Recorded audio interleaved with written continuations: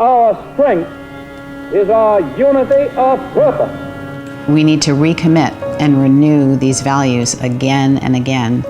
But freedom must be fought for, must be defended time and time again. It's not just somebody else's fight, it's our fight. And so we forgot that the course of history does not bend towards the four freedoms unless we stand up for them and are willing to defend them. This award is for your country, for you as president, and for all the Ukrainian people.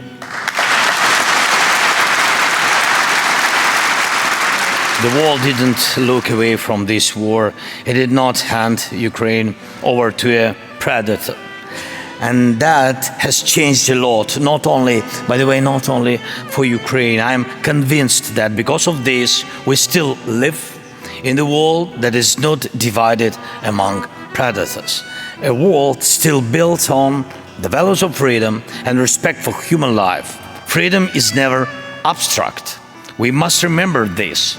It's not something given. It's not something that exists in the air. Freedom is a condition people fight for themselves and for their children. The members of donderdag might not always completely agree with what's happening in the Middle East, but they do listen to each other instead of just shouting their bold opinions. They show us that engaging in dialogue is not naive at all, but it's the greatest strength we have. Dialogue, if you do it right, is painful and confronting.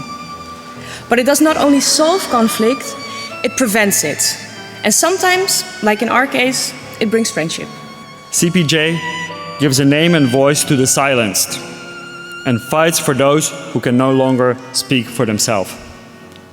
It is thanks to CPJ that we know at least 129 media workers were killed in 2025 simply for doing their job. A record number since the group first started their account. Press freedom is our freedom, and we must all stand firm in its defense, no matter where journalists are attacked. Silence is not an option. We know that, what the silence means, so we continued. In the long history of the Roosevelt Foundation, this has never happened before.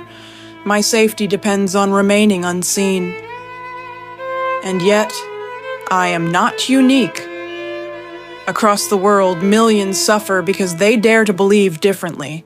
The freedom of worship protects us all, believers and non-believers alike, against closing our minds. Where strength of society is not measured by promises, but what it truly makes possible for people.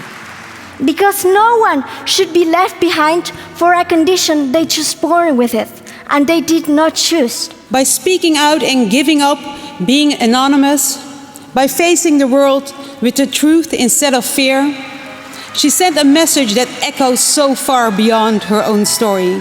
The shame does not belong to the victim, the shame belongs to the predator. À celles et ceux qui grandissent aujourd'hui, qui refusent la banalisation des violences, qui osent parler, qui osent écouter, vous êtes déjà une part de la solution. Vous portez une exigence nouvelle, celle d'un monde où la peur n'a plus sa place. C'est en vous que réside l'espoir que cette liberté devienne enfin une réalité et que plus personne n'ait à apprendre à vivre avec la peur. Today's laureates remind us that these freedoms of speech and worship from want and fear are not assumed. They depend on the courage and commitment of people willing to speak of them, to fight for them again and again. That is the rhythm of humanity, I suppose. But we cannot opt out because we are discouraged. So let us also find the courage to do the right thing, to be concerned about our brothers and sisters, and to be involved in the struggle for freedom and human rights, far away and close at home. Because freedom is for all of us. Thank you.